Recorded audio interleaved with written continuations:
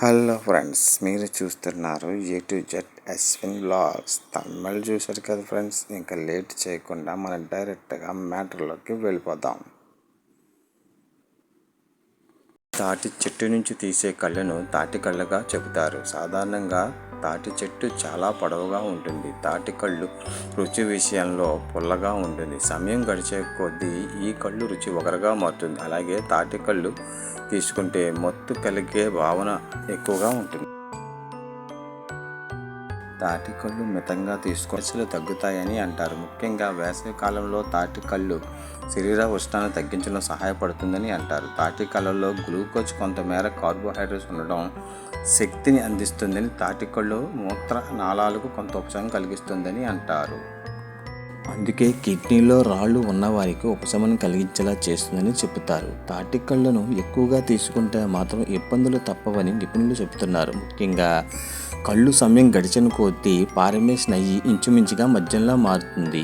ఇది లివర్పై ప్రతికూల ప్రభావాన్ని చూపించే అలవాటు ఉంటుంది. కొందరిలో తాటికల్లో జీర్ణ వ్యవస్థ ప్రతికూల ప్రభావాన్ని చూపిస్తుంది. దీంతో వాంతులు, విరోచనాలు అయ్యే అవకాశం ఉంటుంది. ఈత కళ్ళు.